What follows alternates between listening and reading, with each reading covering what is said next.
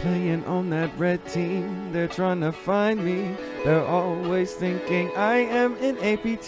Playing on that red team, they're trying to find me. They're always thinking I am in APT. Pop your box, hit your sight with that cross sight. Read your traffic, caught a bug out of mid-flight. Decrypt traffic, now I can see your shit in plain sight. Website dead, now the whole sock flipping out. Snatch your data, I got your sis so fucking tripping out. 100K if you need that fucking old date. Bugging out, I made $1 million a day.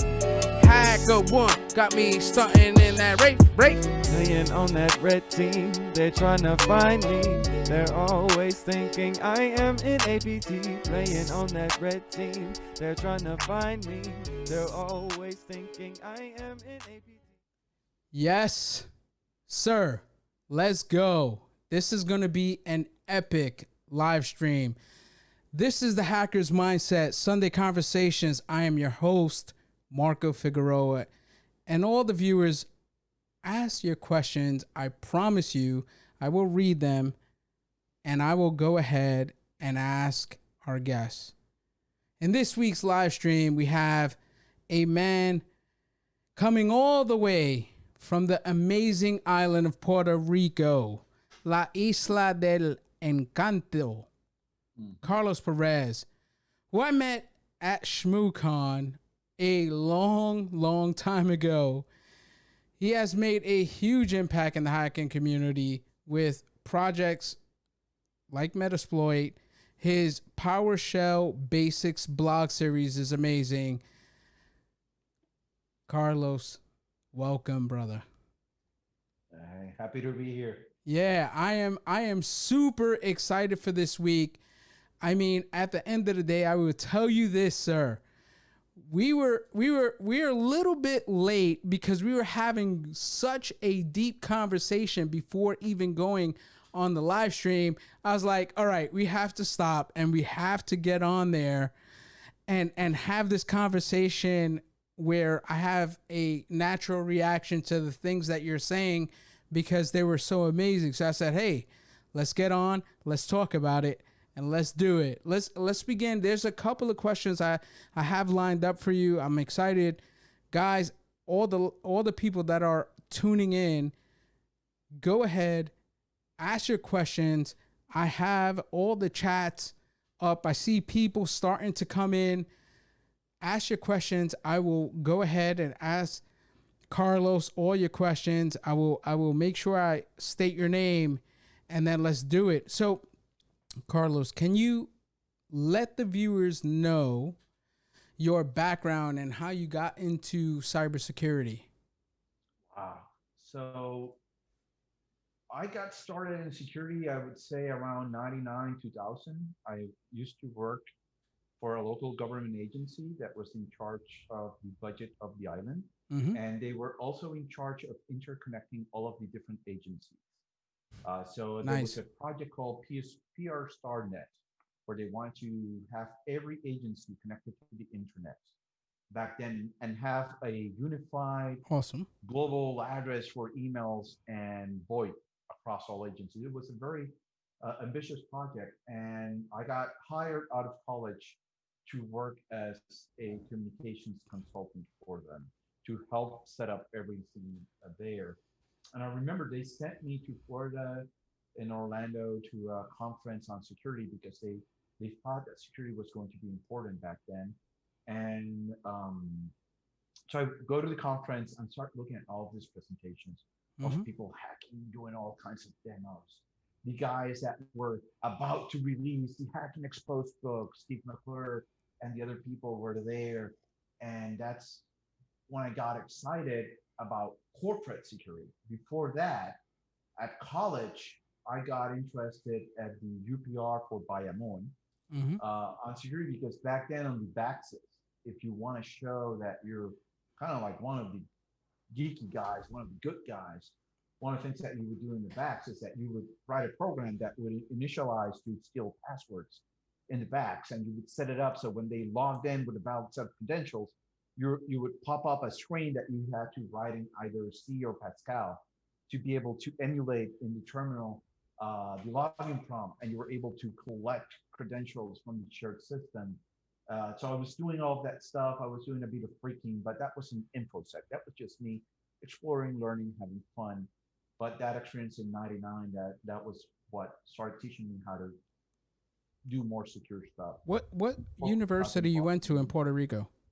yeah, working with firewalls, working with Exchange deployments, Novell NDS deployment, and then the guys in IT saw that I was being very good at it.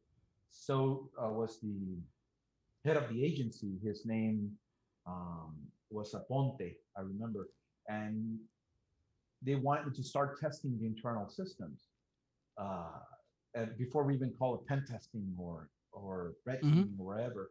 And they had me test stuff. And I remember I got access to the chief of the agency's Domino server database. I got a copy of it with the keys. Lotus. I was able to show him his passwords and stuff.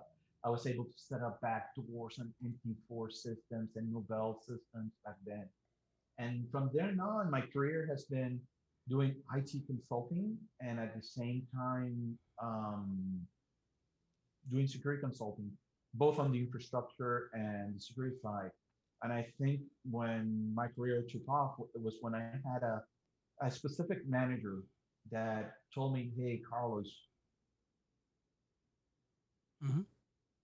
they called me, "Hey, Junior, you're good at this stuff technically, but dude, you're consulting. We want to bring you to solution architect position." That was at Compaq. And I remember they told me, "You're going into sales training." And they're like, "Ugh, sales training." No, you're going to sales training. You're going to learn how to talk with people. You're going into project management training. So he sent me to a bunch of soft skill training and business training and strategic training. And that's when I think my career took off because I was then able to go to a customer and look at the business needs and deal with the disease, not with the symptoms that were the Mm. misconfigurations. Like, where do we have problems in communication between the teams? Why aren't they so good at patching? What is blocking this? Is it something political? Is it something in business operations? If it is that upper management doesn't know how to value security or value that their systems are properly patching up, and getting all of that training and getting to apply it in multiple customers across 33 different countries for almost 12 years when I worked there. I went from Compaq to a orange badge at Microsoft for 2 years, working security on one of their biggest projects. So I became a Microsoft contractor, lived at Microsoft, had an orange badge, had my own phone, my own Microsoft email and everything for 2 years. But Compaq and then HP, as it got acquired, paid my salary, but I was working for Microsoft Consulting Services in security. Mm. So I did a bunch of security for that large project, which also told me or taught me about politics because it was for a government agent, multiple government agencies. And then from then on, I got hired at Tenable as the director of reverse engineering. Then was reverse engineering integrations. And then I ended up being in charge of all plugins for Nessus, reverse engineering, finding 0 days, managing that team, also working on integrations and product development, putting out their security products. And in the meantime, across all of that stuff, I was very active in the community. I was doing webinars, presentations at conferences, on stuff that I did on the side, training.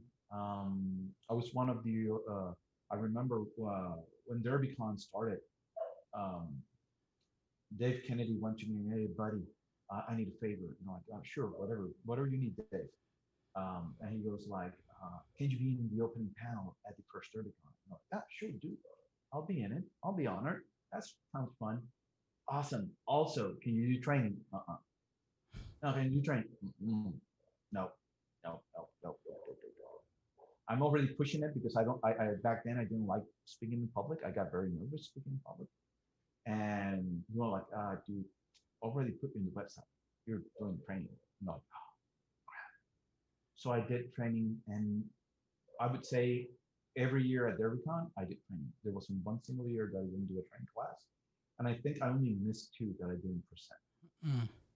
So I was very active in the community trying to help out people, do free workshops, do mentoring to people that came in. So it's been some nice 20 years. And I've done defense, offense, purple, uh, done down in the weeds to now management. Now I work at a trusted sec as the research lead. I manage a team of people that are 10 times smarter than I am that do all of the research. And I just make sure that they have the time resources to do their stuff and get out of their way. Nice. Nice. You've been active in the Metasploit community a while. I want to say a long while. Can you tell me what makes that community so special, as well as you being still active? Well, with Metasploit, it was that I remember um, I had a bunch of batch scripts that I used for all of my pen testing since MT4 all the way to 2003. And Metasploit was there, and then Meterpreter came in, and Meterpreter actually allowed you to have what they call Meterpreter scripts. And I'm like, oh, this is awesome. I can automate a bunch of stuff.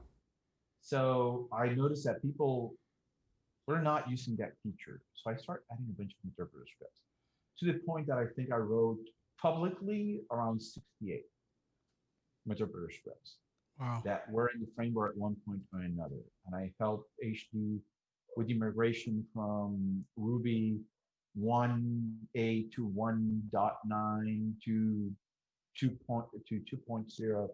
I was very active during that phase. And then when all the post-exploitation stuff became modules, I wrote a bunch of the mixin stuff that helped with the automation of post-exploitation. Then it got acquired by Rapid7. Tenable didn't have any issues, any problems with that, but I think the Rapid7 management were not too keen on it. And that a Tenable guy, a director for a Tenable, was contributing code and looking at stuff uh, there. And as time passed, I started kind of like winding myself out of being active in the Metasploit community and then Yeah. focusing mostly on vulnerability management, 0 days, finding 0 days, reporting 0 days to vendors, dealing with malware, checking for vulnerabilities. That was my job at Tenable. And inside, I blogged a bunch about technology, not only infrastructure, not only about attack, but also defend, how to configure stuff properly. Um, I ranted a lot about uh, red teaming having issues and stuff. And then a couple of friends of mine told me, why don't you do a presentation? That's when I did my purple team presentation at DerbyCon, when I was telling like, hey guys, we need to work together. This bickering, this childish high school drama of putting a t-shirt that says chinga the blue team, like fuck the blue team, it's not working. It's not cutting it. We're losing in the tactical, we're losing the strategic, where the goal of an infosec professional, be it a insert responder, be it a red team, be it a pen tester, is to secure the customer. And that's the goal. That's just the strategic goal. So all of our tactical decisions, maneuvering, and actions have to be in line with the goal. Are they more secure when I came in than when I came out? And having had all of that management training and all of that soft skill training, I noticed that we are rewarding the wrong behavior many Mhm. times. Like if you don't get a shell, you failed. What? That means they did good. My goal is to help them be more secure. If I didn't get a shell, that means they have their ducks in a row. Like, why is it that a failure? And then we pass that same mentality over to the customer.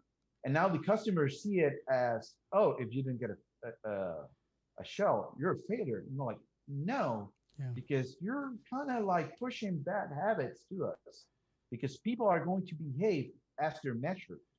Hmm. That's one of the things I learned as a manager a long time ago. If the metrics I put on them move them to bad stuff, they're going to have very bad behavior. So if that means that if they don't get a show, they don't win, that means that they're not going to share their techniques. They're not going to share what they're doing. So you're not going to be as secure at the end of the engagement because I want to get a shell next time. So I'm going to be coy and very reserved on what am I going to show you. So yeah, I've been.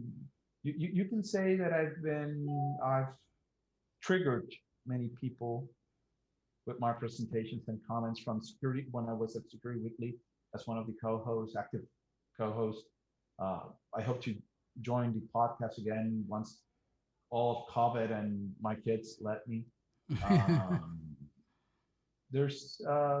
I've been all over, you can say. What other communities are you a part of currently besides Metasploit? I would say I'm active with the Microsoft MVP community on the Hmm. security side and PowerShell. Hmm. I'm active in the local communities here before COVID. I was an active member of UpCD's consortia. With UpCD's consortia, it's a non-for-profit that worked a lot with uh, doing meetups and workshops and trying to build up the InfoSec community here in the island. In How addition to how that, is how big is that infosec community in the island? sadly not that big. I wish it was bigger. Um, to be honest, 100%, we have a lot of consumers, Hmm. very few creators.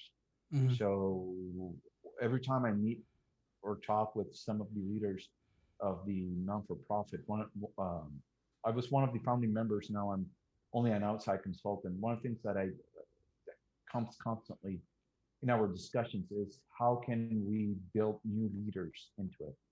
And I'm thinking that one of the problems is that we have to not focus so much on the technical, but on the mindset and see what we can do there. We Mm. need a mindset change, The a hacker's growth mindset. mindset. This is exactly why I did this. It's having that hacker's mindset, my friend. It's providing creativity to people that are just consumers and and it's really having a blank canvas and being your own Picasso. Yeah, And that's why I do this. I wanted to ask you, what does a research practice lead do day to day? I would say deal with A-type personalities. I like hiring people with A-type Mm-hmm. personalities that go to stuff. I organize the work that they do.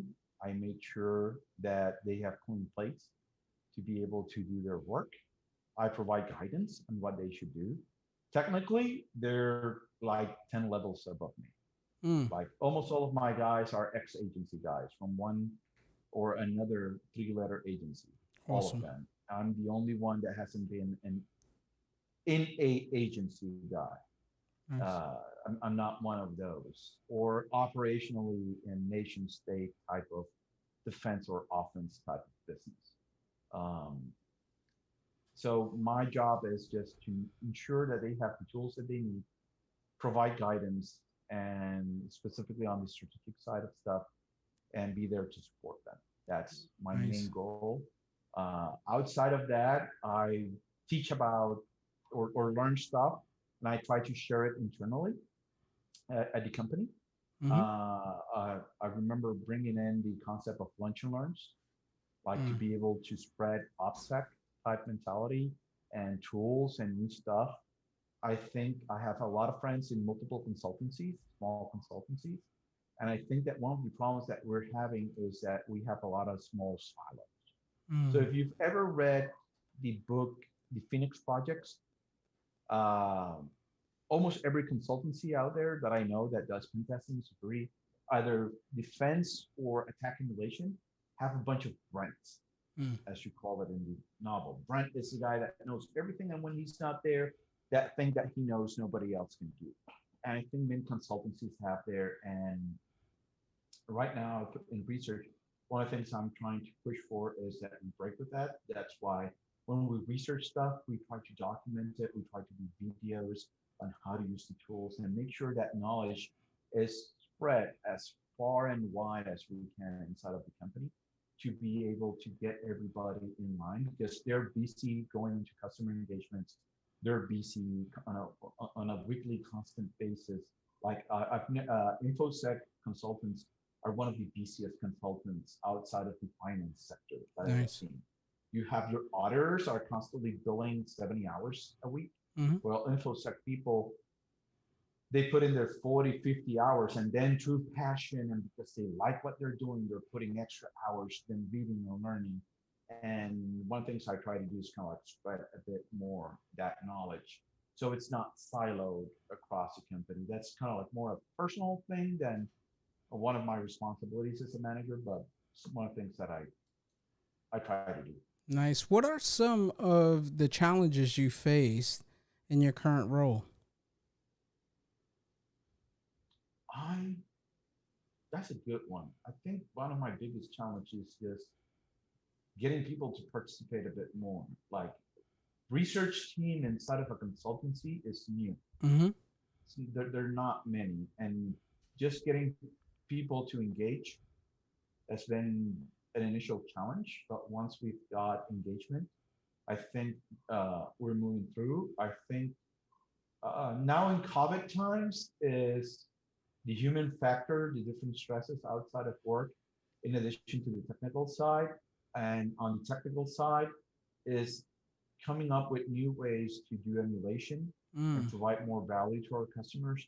I remember back in the day, we used to say that AD sucks or EDR suck and DLP sucks, but now they're good.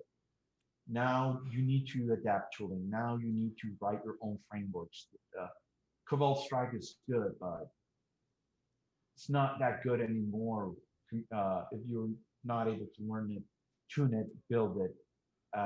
And as a research team that is constantly building out all of that tooling from internal frameworks to improving tools and then making sure that we digest all of that information into something that we can put out to the rest of the different operators and consultants in the company for them to Nice. be able to get value from that. Nice. How do you go ahead and hire people? What is the process on not only the interview? Let's say if someone's recommended to you, what does it look like in terms of that interview process and you saying yes from I have an not unorthodox method. I think it's the correct English word. I remember this is something that I followed since Tenable. Mhm. When I left Hewlett Packard and went to Tenable, I went like I'm not going to make the same mistake that I saw my management making. I remember I suffered two burnouts while I was at Hewlett Packard due to stress and stuff. And I went like I'm not going to make the same screw ups that I saw while I worked there. And one of the things I make sure is that when I do an interview, the team is involved. Mhm. We do all kinds of questions, but all of our questions is not if you're able to do the job exactly how we want it, or you have all of the skills that we want. It is two things. What is your mindset and the way that you approach problems? And the other one is your personality. Mm. Because a negative, bad personality can bring down the team and team cohesion and how we work. A mentality that is negative and static mentality and not one of learning also hampers that. Like for example, if you have somebody that's going like, oh, Android sucks, and the other guy is like, no, iOS is worse, and they're not able to be objective in what they're doing, um, brings problems because this industry is super young compared to every other one. Like if you look at finance, if you look at stock trading, if you look at sales, marketing, even online marketing, we're a bit newer or younger than even those that were out there. Uh, and we're evolving as technology changes and stuff changes from on-prem to on-cloud to mobile, all that stuff. We're constantly changing and having that fixed static mindset is a problem. So when we do interviews, the way I like to lead interviews is that I have the entire team be on the call and everybody gets to ask questions. And we get to ask questions not only on the technical side and challenges to know that you at least have the base skills, but also we do questions that have no answer because we Nice. just want to see how is your thought process as So you encounter problems. yeah, so Mm, and then we you vote. Like yeah. it's not me, it's not my decision, it's the entire team decision. Like we all vote. Do we hire him? Yes, no. We have a yay or a nay, and the entire team decides at the Nice. So, how are you dealing with COVID and how has it affected your day to day with work life balance? For me personally, I would say work-wise, it degraded my capabilities because I have kids now running around. I'm used to be quiet and silence to work. Mentally, I just see it as a new challenge. Yeah. I'm okay. I'm not depressed. I cannot say the same thing about my wife. I cannot say the same thing about my oldest daughter. For them, it's been difficult. Yeah, So it's it's a something different they're working. life. It's not the same for coworkers or other people. Uh, Sometimes they get angry at me because they say I'm too sunny. But one of the things I learned is to be aware of myself and kind of like accept stuff for what it is. For example, people go like me, like, can I say bad words or just stay PG? You're free. There is no Oh, limitations. yeah, cool. Zero. This is one This of the is not problems that PG. This is goes rated R over here. up. So I train Marines, so I'm Hmm. used to being Jarhead. uh, talking to Jarhead, a language. yeah. So they go like, how are you not fucked up? People come to me and they're like, I learned after suffering two burnouts how to organize my time Hmm. and to accept what I can control and what I cannot control, let go, and be more aware of myself and how I feel and how when I see stuff that all of a sudden I notice that I'm getting stressed, I go like, I'm getting stressed. Why am I getting I stressed? I have a What quick really question. is Can stressful about? can you explain to me how you organize your time? I'm infatuated with that. Yeah, the way I organize my time is I built the habit and I joined it with another habit that I already have. That's the best way of building new habits is I went like before taking a shower and I'm going to go to the bathroom and take a shower. I open my phone, I open an app called OmniFocus that I use, and I have an inbox. I use the kind of like a modified GTD method, getting things done Mm-hmm. by Alan. So what I do is I go like, okay, I should do this, and this. I should do this is another thing I should, and I just drop it in what they call the inbox. I Mm. just drop all of this stuff that I should be doing. I Mm. go take my shower. Normally, I wake up on 4:30 in the morning, uh, and when I wake up, and I associate my coffee with the review of stuff for the day. So I go into my inbox and I move stuff from there to today. Like, Mm-hmm. okay, from this 40 items that I have stuff to do, the critical stuff is marked flag red for work. For the personal stuff, other stuff is marked as red. So while this, I'll look at the red stuff first. Now, like, okay, I'm going to do this first, this other thing, and I'll put no more than 8 things. With 3 kids, I cannot do more than that. And I set time windows for stuff. Like So you first thing block. in the morning, Yeah, everything's you email. block out hours. Yeah. So at morning time, it's emails. Anything that requires an email or a meeting, I want that in the morning. I'm trying to schedule it in the morning, get them out. Stuff that I need to have a tracking on, I'll add a task and I'll call it waiting for a reply on this, and I'll put it in my task. So when I do my review the next day, I go like, oh, I should follow up on this. I really should. Mm. So I associated those tasks. Do I get all my tasks done? Nah, not every day. Do you push it to Sometimes the next day? other times I don't. Do you push it? Do you kick it to the next day? I push it to the next day. Okay. Sometimes they just get deleted. I go like, you know what? This is not important enough for me to track anymore. Let me delete it. Let it not consume more of my time. Mm-hmm. I have problems remembering stuff. I have problems concentrating. So one of the things that I learned a long time ago is just on what should I focus and what is important and what is just noise. And also, the more stuff that I try to remember, the more stressful I am. For Yeah. example, one of the things that my wife learned from me was that as I was struggling, as she was struggling with her day and stuff, I go like, take out a notebook, write everything you need to do that day, write it down, Mm-hmm. and then at night before you go to bed, or in the morning with your coffee at night, and she typically wakes up around 7:30, 8 a.m. She'll wake up, grab the notebook before you start the day, and move from one page to the other the stuff that you're going to do, and just keep that list and move it from one day to the other That's awesome. into a brand new page. Because the less stuff you're going in your head, I should remember this.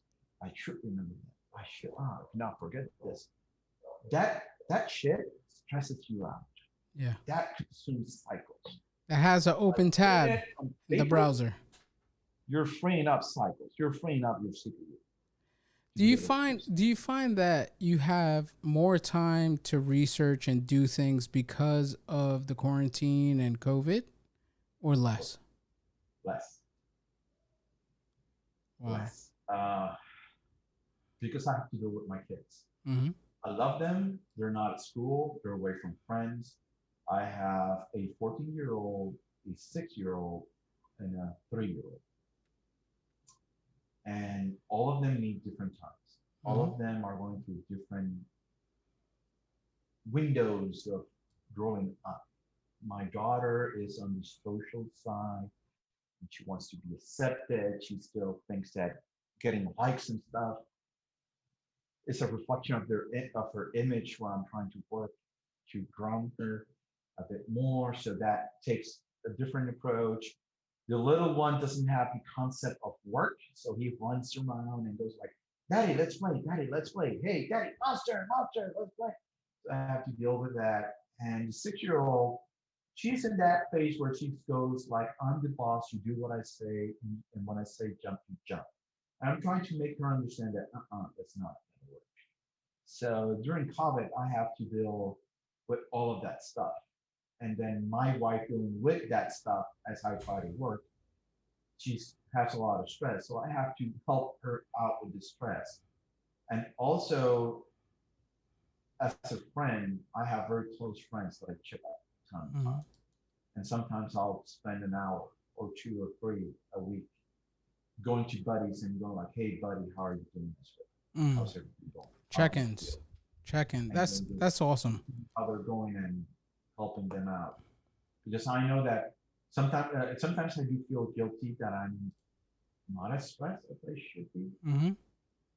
because of COVID, and then I see people struggling with all of that stuff, and I go like, I gotta help out, especially with all the politics and division and all of that stuff. Uh, I go like, yeah, they're going through some, especially in the U.S. Right now. Yeah. But, I have people on both sides of extremes. I'm kind of more of a center guy. I can either be told that I'm a conservative or a liberal because I have ideas on both sides of the fence. I go like, I'm a human being, you're a human being. I don't see you as a liberal or a conservative or right wing or a left wing. I just see you as a person. You value some stuff, you don't value others, and you have one way of thinking due to where you grew up. What is your pride? Your and yeah, I work that way. I'm not in either camp, so I don't get stress. I don't identify with my image of myself is not grounded or based in other people's opinion or ideologies or profession. Nice. I don't see myself like I'm a dad or I'm a pen tester, I'm a researcher. No, I'm Carlos. I'm just Yeah. that. Um, the book Man's Search for Meaning opened my eyes to that when I was in college, and other books like Awareness by Anthony DeMello Mm-hmm. was another great book that's my emotional spiritual reset is to reread that book, especially the Nice. audiobook. It's awesome. Nice. What have you researched and learned technically during the last 6 months? Cabarrus, a lot of Cabarrus, Nice. way too much. Okay, so I love asking this question to all the people that come on Sunday Conversations, and I'm going to ask you the same thing. And if you want to go through Kerberos, that's great. Can you take the viewers through your process of learning something new? For example, I build a resource page in Notion, right? And if I want Mhm. to learn something new, what I do is usually copy like links that are on the top of Google, some training that I want to take. It doesn't matter what it is. I want to get resources and build my resources up to take it. Of course, I look at the docs for whatever it is, and I read that Mhm. as well. Can you take me through your process of learning something new? Yeah, typically all the stuff new that I learned is for use operationally in our consulting or in I look at it from a defender's point of view of a company, or I look at it from an IR person that goes in, or I look at it from a pen tester or red teamer that goes into a customer, or I even look at it from a nation state point of view type of person that goes depending on who I'm training at DoD. I'll take it to one. I try to put myself in those positions, and then I go like, what are the tasks? For example, if I go into Perez, like for example, Perez, when I land in a box, those tickets are pure gold and not referring to golden ticket. I'm referring to the value that they have because that is the access token for 10 hours that provides me the access of that user if I'm able to obtain that ticket, Yeah. that TTT. And I go like functional wise in the process of a pen test, where does Cabros fit in? And then, oh, Mm, it fits in here. What strategic tactical value does it offer me? And then I build out kind of like a workflow on how it should be abused or used.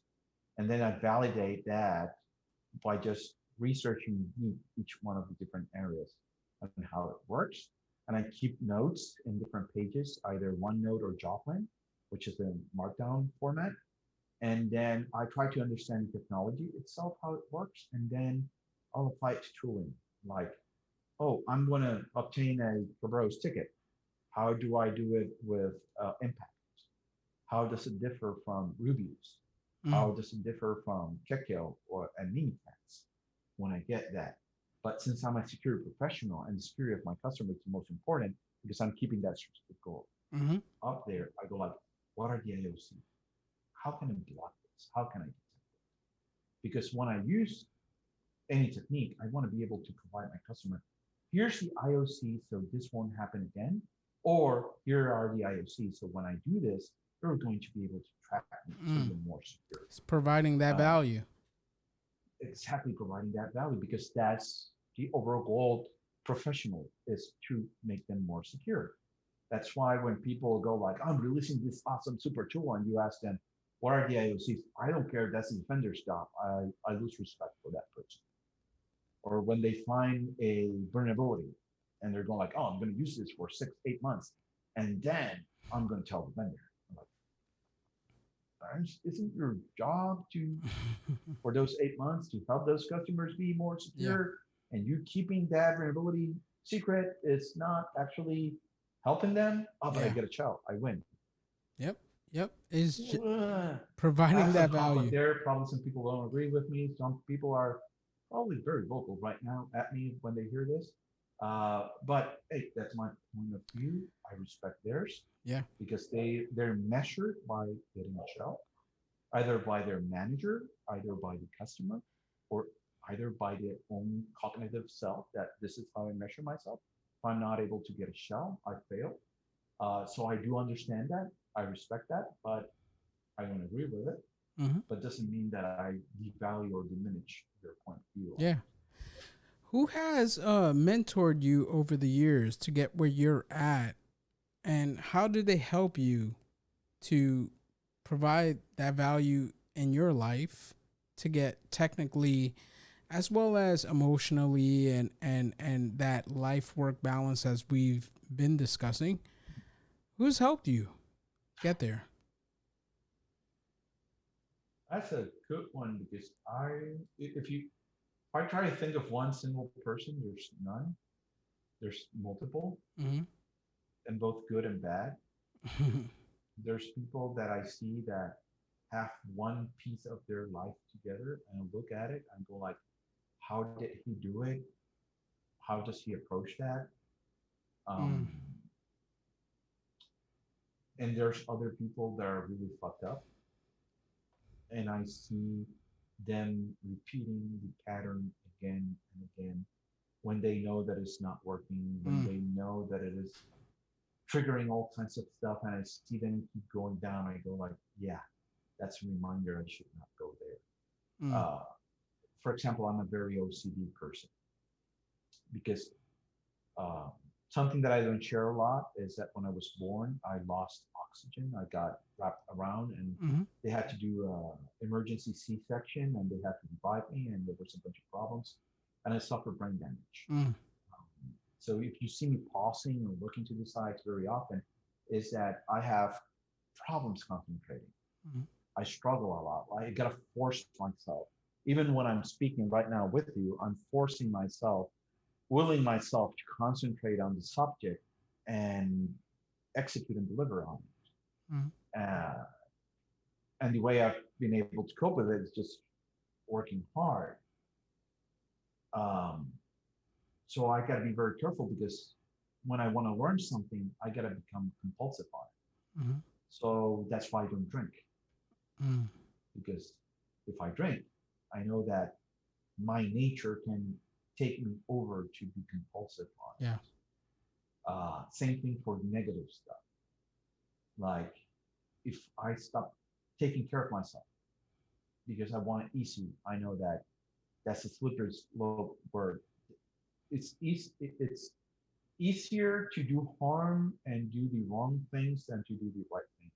Because typically the way you grow in life and in everything is through conflict and through friction Mm. and to wait and being subjected to some type of stress. That's the way you move. And if I go get into the habit of going for the easy, the gratification stuff, I know that I'm not going to be able to grow. And I'm afraid of that. It's something that I stay away from. Mm. And that's why when I see people going down slippery slopes, I go like, I gotta be careful about that, not to fall for that. I'm a very big fan of Jocko Willink. I love his podcast. I love the books from uh, Byron Katie. Uh, I read a lot of books. I have over almost 300 titles in Mm. Audible. I find it hard to read stuff, and listening to it is better. How do you Um, consume it? Do you take a walk, or do you just take time to consume the Audible? I take time when I'm doing dishes, 3 kids, house is a disaster constantly. So I have to be constantly grabbing clothes to wash, helping do the dishes, cooking. Um, well, my wife does. I'm not religious, but she is. So when she does her stuff for church and stuff, as a good husband, I got to support it. So as she supports me when I go traveling to conferences and stuff. So I'll take care of the kids and stuff. And when I'm doing all of those chores and stuff, I'll put my headsets on and do that stuff. But Normally it is in the mornings. I wake up at 4:30. Around 5, I'm either at gym or walking around here in the neighborhood, Mm-hmm. then doing a bit of exercise. I've gained 20 pounds since COVID of fat, so I need to lose that. But exercise is one of those things that provides me, I would say, the second win. Mm. First win is actually waking up. Mm. I don't wake up at 4:30 and I sleep overslept. I feel pissed. I go, I failed at Like the one Jocko. thing that I have full control on, that nobody else has control on, which is waking up early. By the way, I love Jocko as well, and I love his Instagram posts. If you ever look at it, he takes Yep. a picture every day of his watch, and he's like, "Go get it," right? Or some motivational talk, and I absolutely love Jocko. I also love I can't recall his name. It's he wrote a book, I think last earlier this year. It was called it's another Marine that I don't believe they get along, but I seen that you tweeted David him. Goggins, David Goggins. There we go. Navy SEAL. I have a I picture of David Goggins. His And book is together, as amazing. I did a training at 29 pounds for the Marine Corps. And as I was flying back, I saw him in the terminal and like, you're David Goggins. And that was before the book. And he goes like, yes. I know that you're going to get pissed. You're not going to like it. You're going to tell me to fuck up. And I'll tell you, please fucking do this thing. Can I get a picture with you? And I got a picture with him. Was he okay with it? His face said no, but he said yes. Like, okay, you could do whatever, but I mean, I was introduced to David Goggins through another book that Itzler made, Living with a Seal. Yep. And I read researched that the one. seal. That's the one that took me also. Yeah, it's I am an avid reader as well, and Itzler like introduced me to Goggins, and I did all the research in Goggins, understanding his mindset. And one thing that I love that I always take with me is do something you hate every day, so you could understand the pain it is to go through the process of doing something you don't like. I hate doing dishes. I hate folding clothes. And I'm like, I'll do all the dishes with the intention of giving my best effort to hate it. Like, to love that. Like, oh, you don't like doing that? Okay, do it. And for And it's kind me, of funny because at work, I think they think I'm the unluckiest guy because so much shit happens to me. yeah. But at the same time, I thrive on it because I go like, good. Yes. Get better.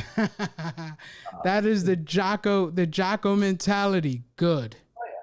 Oh, that happened to you? And Good. I've been in depression. I Mhm. know what it is, depression. And Mhm. depression is, even when you think about putting a bullet, Mm. I've been in that place almost 20 years ago. Mm. I know how deep you can go. Mm. And the way I see it is, the more you listen to that inner voice that tells you to go for the easy, that inner voice that sabotages you, Mm. that inner voice that tells you that you always, it's there, it's constantly there. I'm not saying that I'm wacko cuckoo, that I have multiple voices, Yeah. but it's that doubt. Oh, that it's when you're that going inner to do voice. this, you're gonna go like, Everyone has it. I think. fail. I shouldn't do this. Yeah. I'm gonna look I think for me, it's, do you know how to control that inner voice? So for me, I was lucky enough to say, I went to college and went back to the Bronx. And one of the things I told myself was, this ain't me. I need to get out of here. Like, I don't want to live in the hood no more. I don't. And it took me finding that path at an early age, in my early 20s, to say, right? So I think for me, I had that mentality as, how do I get out of here? What do I have to do? And the first thing I did, I'll never forget, is Get the Edge by Tony Robbins. I bought that. And I think that put me on the course of positive thinking, affirmations at a young age, because I was just like, this ain't me. I don't want to be here for the rest of my life struggling. And I've had some amazing examples of things like what not to do. And I think for me, it was helpful for my journey to grow. But luckily, it wasn't in my 40s, 50s, and early 60s. It was early in my 20s. So I was just like, I will not be happy doing this. So you informed me you need to, before we got on, you were talking about working, right? That you need complete silence. What I want you to do is take me through that. Why do you need complete silence? What setup do you need to take your work to another level? The reason that I need silence is actually because I'm a scatterbrain. As I mentioned, I have problems concentrating. So I can go down rabbit holes very quickly. I'll get immersed into one subject and just go down that route, even though I'm trying to focus on something else. And then 20 seconds later, a minute later, I'm down another rabbit hole, then another one. So the less stimulus that I can bring over, the easier it is for me to concentrate on a single task and do it. That's why typically I have here my office set up, and it's, you can say, Spartan. I have a monitor, ultra wide here. I have my microphone, my laptop. I have another computer, another PC that I built where I run multiple VMs and stuff. And outside of that, everything else is completely Spartan. There's nothing more. It's less stuff for me to grab, touch, and just lose myself reading and touching and watching. I try to keep all the windows closed and try to focus on one single window so I can concentrate on stuff. And nice. Do you have a routine? One of the things that I would recommend everyone watching, as well as, I don't know if you've read it, is called The Art of Learning. He goes into a chapter, I believe it's the 7th or 8th chapter, where he says, Art of Learning, that's by the guy John Watson.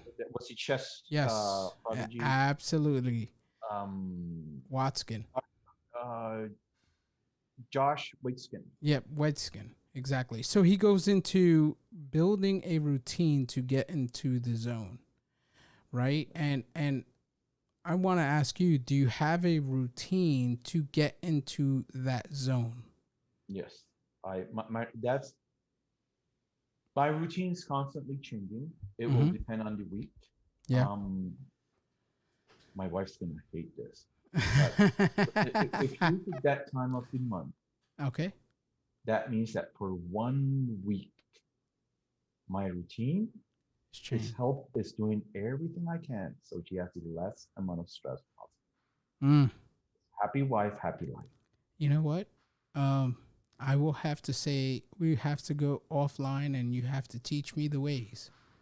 Because I am learning that now that, the house is full, and when that time comes, I see a change, right? So instead of I try to push back a lot, but this is what I tell people. COVID has changed everything because you're quarantined. You're in your house way more, right? So you have to deal with the situation way differently than you were. You can't go into the office, or your significant other isn't going out shopping or going to work and doing her normal routines as well as you.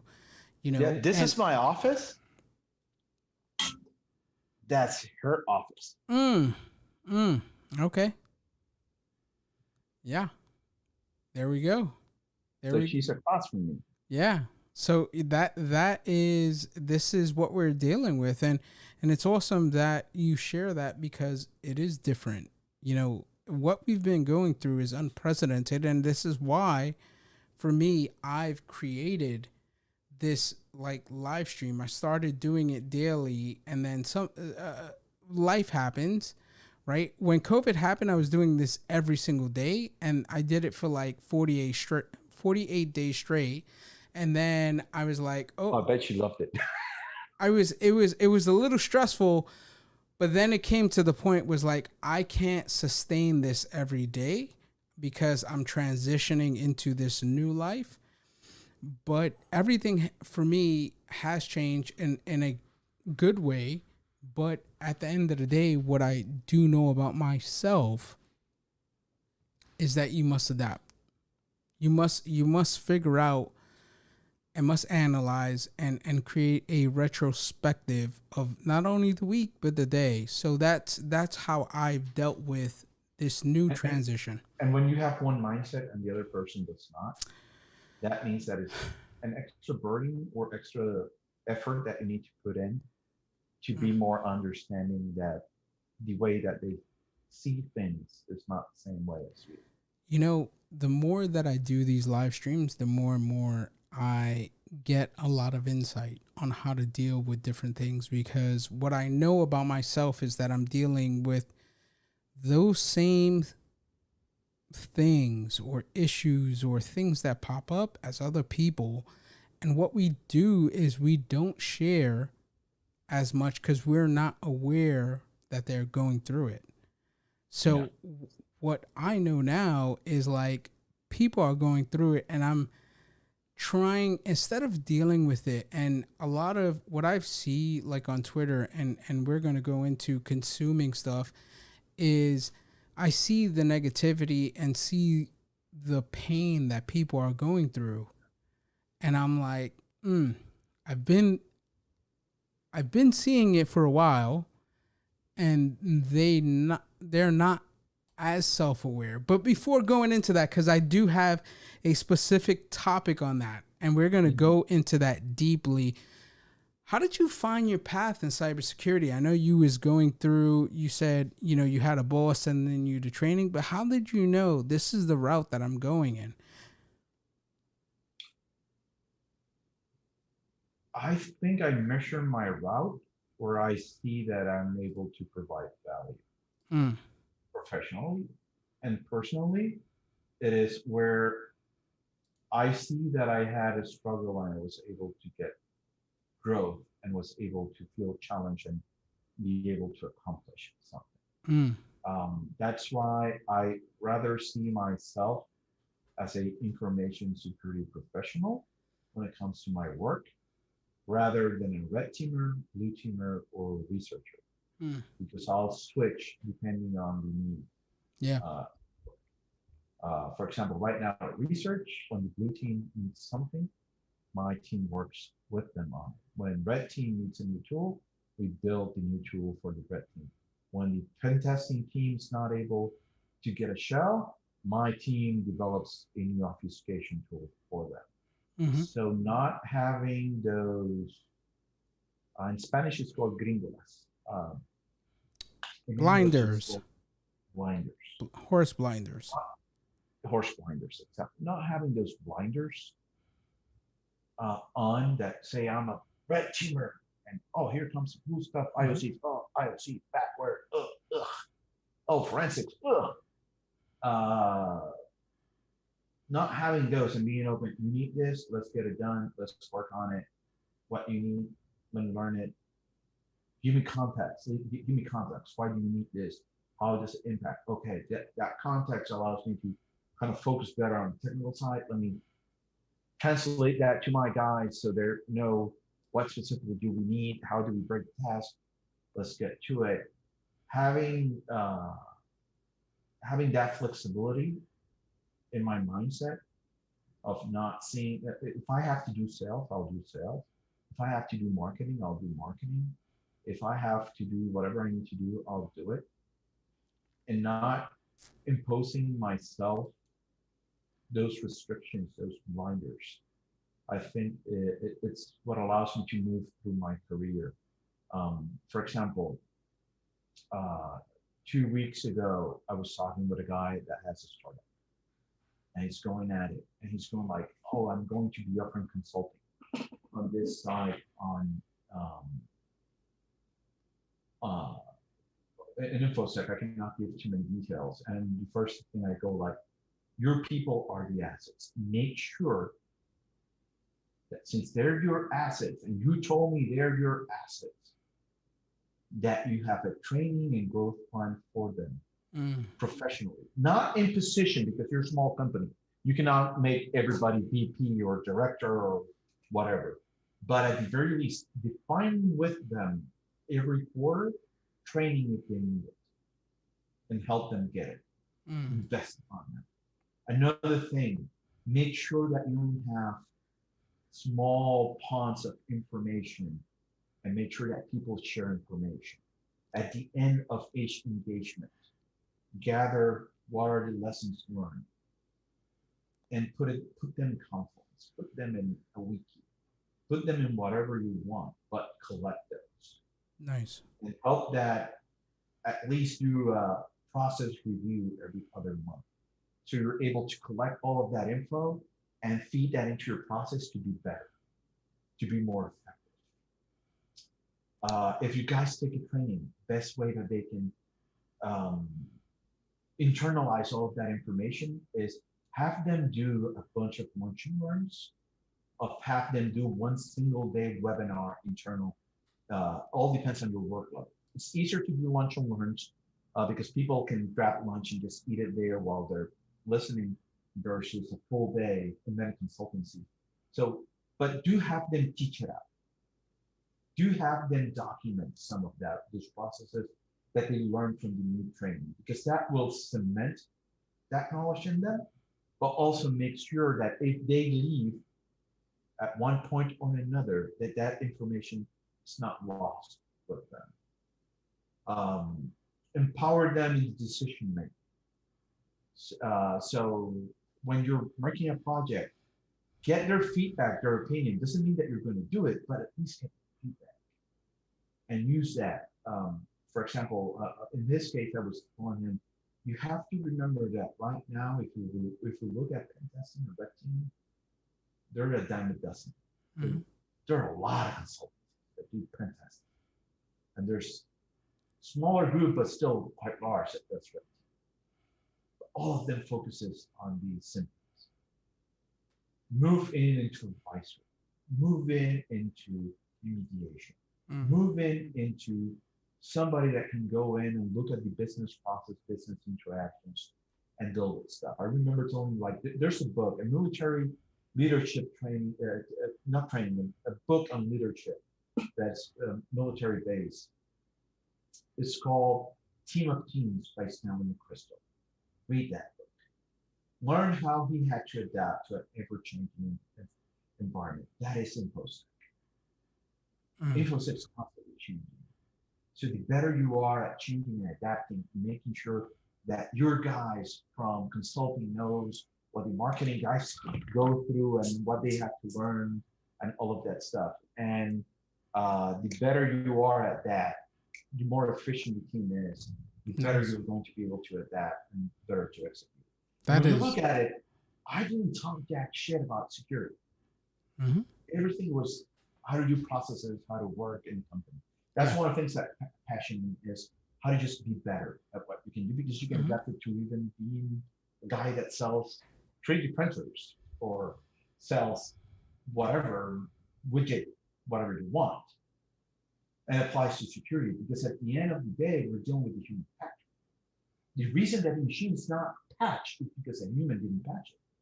And many times when they don't patch it, it is that there's another human that has a fear of that system going down if it gets patched. Ooh, that's powerful. And people not being able to identify and tell them, like, let's build redundancy, let's build a process.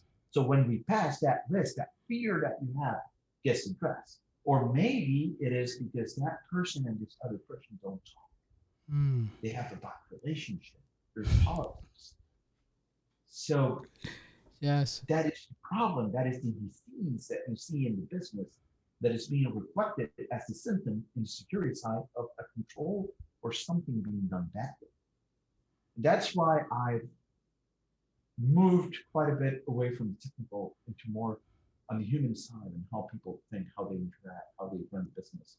That's why I like the Team Perez podcast. That's why I love Joko Willick with his leadership podcast, and every time he reads those books and stuff. because and also when you look at all of the performance types of books that I like reading, for example, there's a YouTube channel that I really like that go to summary of some of those books. Let me see if I can see it here. It's called Productivity Game. Is the name of the YouTube channel. It's very What is good. it? What is it? Use this Productivity Game Okay. channel that goes through a bunch of those books that I've already read myself, and it all boils down to people being able to communicate Mm-hmm. with the ego outside, being aware of your biases, so you're able to identify if your decision is being taken by one of those biases or not. Mm. Being knowing that the opinion of the people around you, the people that are on the ground dealing with stuff, is of great value to you, so you can adapt to it. Is important. Giving them a voice is important, and making sure that you don't have small tribes competing with each other inside of the organization Mm. makes it flow. And when you look at it, that same thing happens with a family. That same thing, those same concepts apply to whatever profession you want. Right now here at home, I need to make sure that my kids see that we're a family. You may have your differences, but at the end of the day, we're a family. We're not supposed to be talking bad about our brother, our sister, our wife, or she's not supposed to be talking bad about me. But oh, my husband the atheist, and I go like, oh, my wife the evangelical. Like Yeah. that doesn't solve stuff. So, We're so a team, we're a family. We gotta nice. work. So I wanted to switch lanes. We were talking about mindset and positivity. What are you consuming, whether it's food to social media, to keep that positive mindset intact during these times? I call it my mental diet. Mm-hmm. So my mental diet is what do I consume and what people do I relate to. So number one, no politics. That's number one. I don't follow any uh, politicians outside of, I think, Tulsi Gabbard, and I need to unfollow her.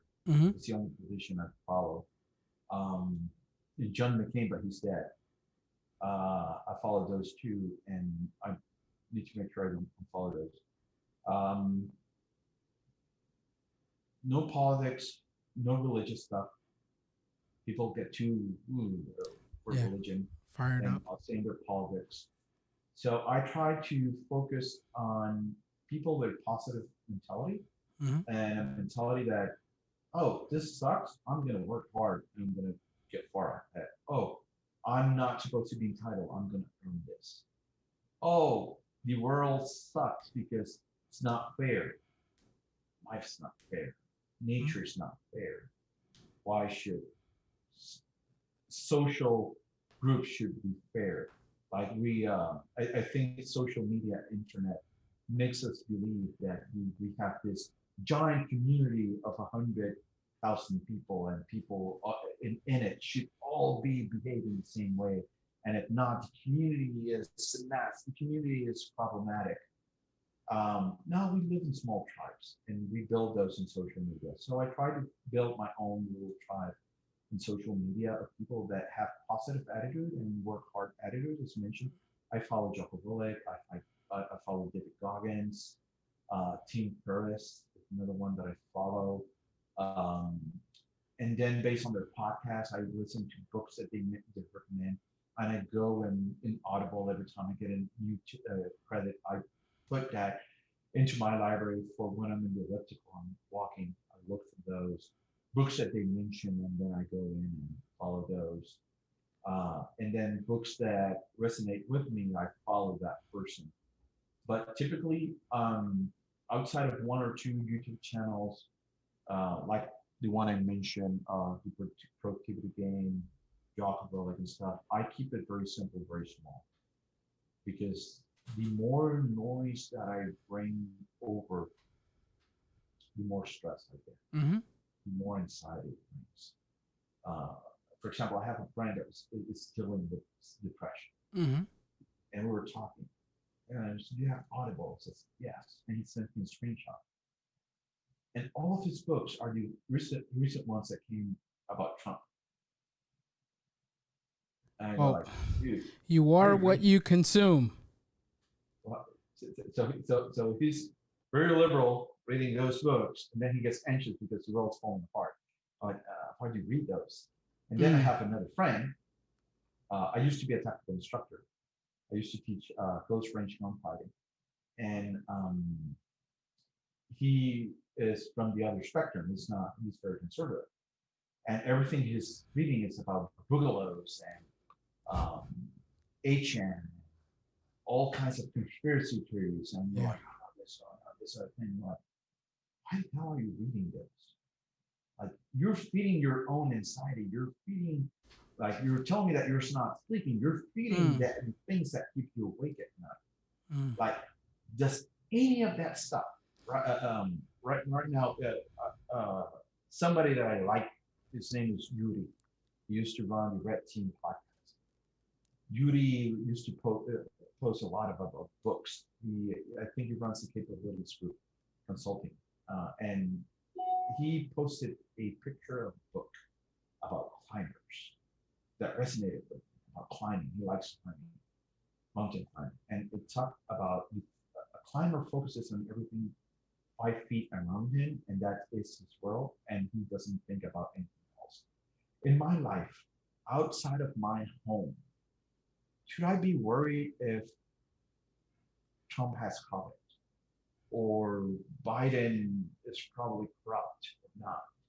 Does that affect my reality right now with me, my family in this room? Yes, no, no. Then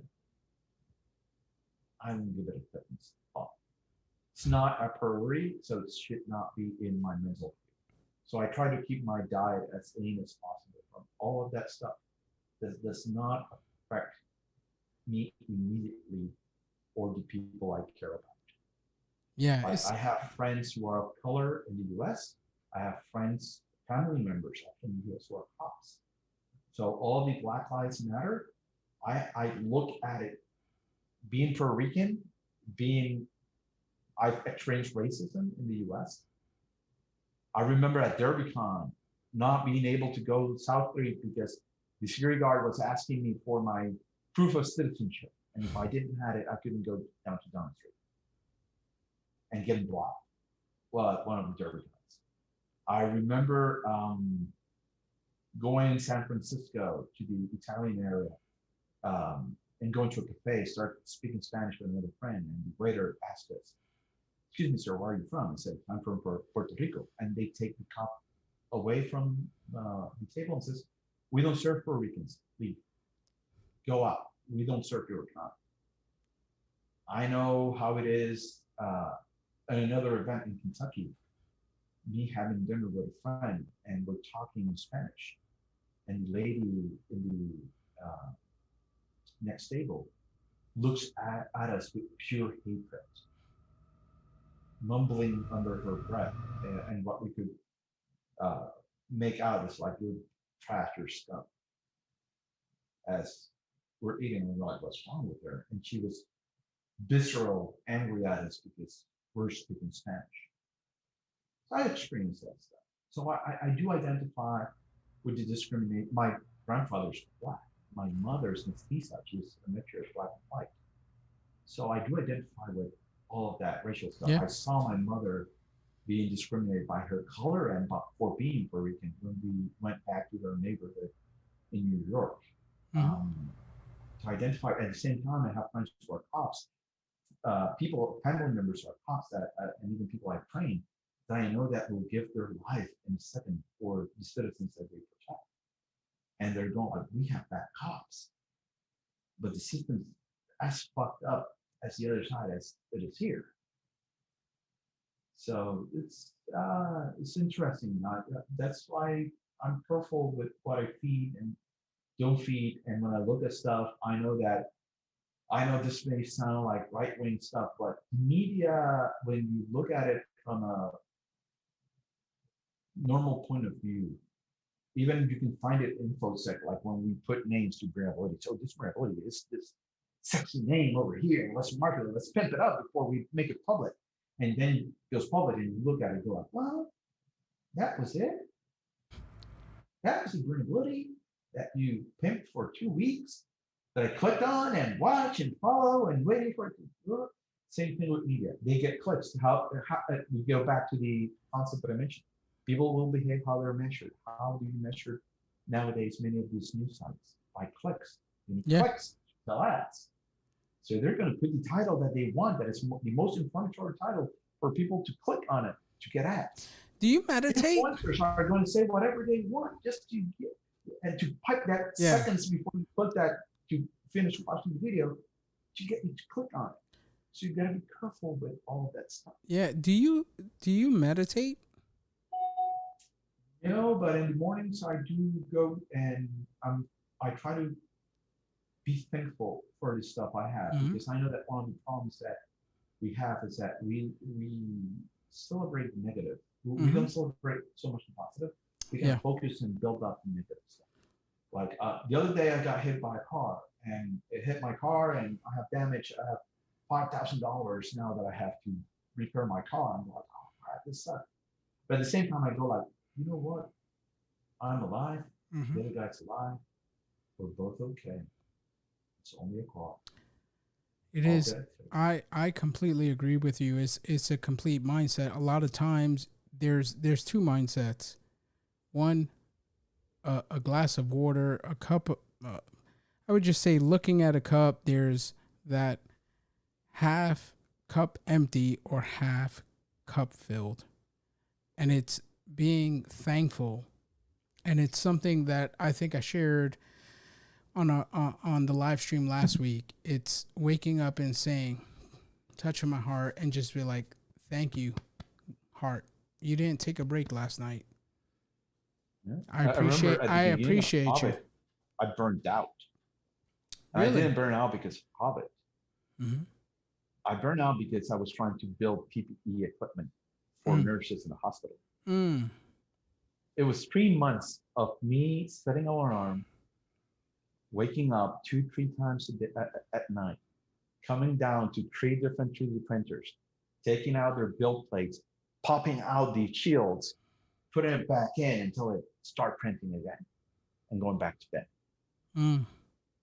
And it was my OCD nature. I in a call, I heard my mother-in-law, who is a nurse at the hospital, cry and be afraid, viscerally afraid of dying, because they didn't have the gear to protect themselves.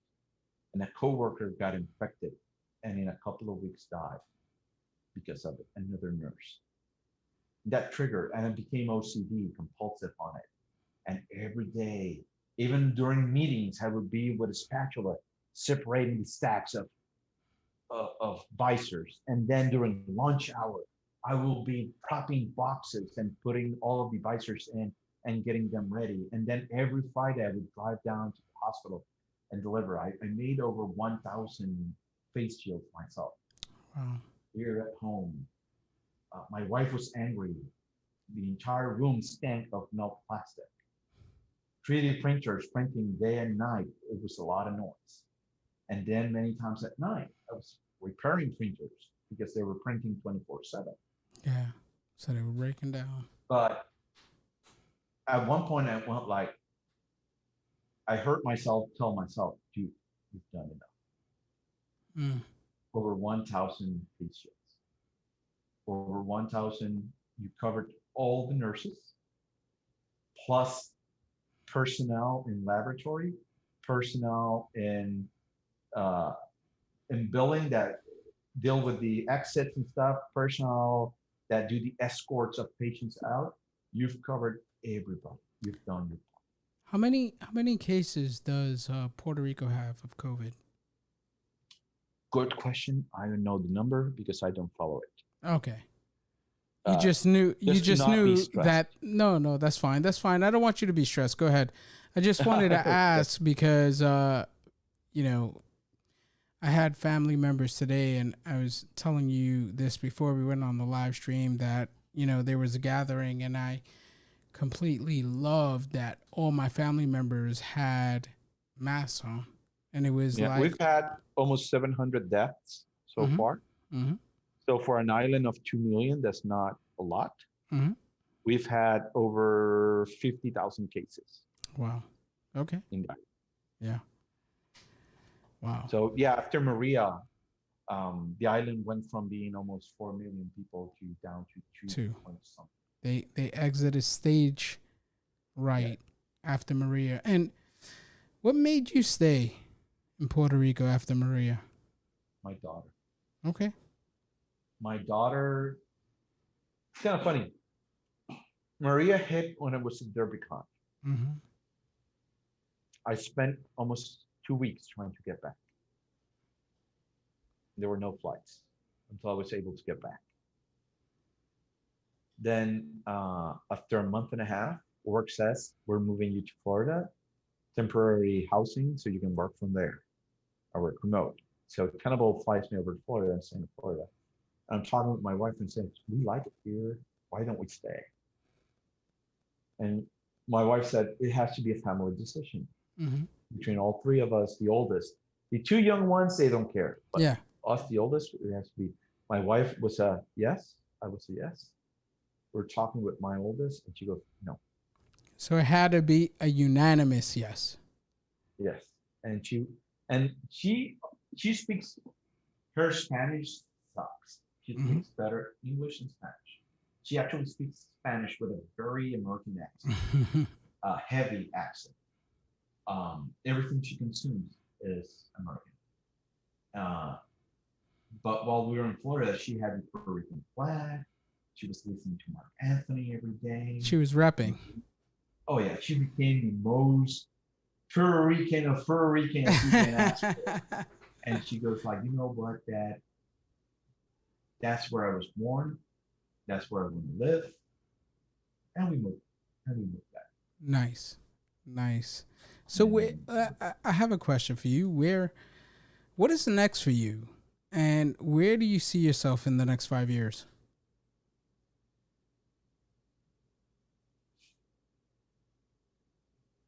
To be honest, I've been so focused on the day that I haven't thought about that. Mm-hmm. I know that a month ago I got offered a CSO position, Mm-hmm. a chief security officer position. Mm. And two voices came out. One was my ego, like, dude, CSO, level efficient, awesome, rolling in dough, rolling in, like people are gonna go like, oh man, Carlos, that guy that's always having problems, all kinds of shit happening to him, that never finished college, is now a CFO. That's gonna be so awesome.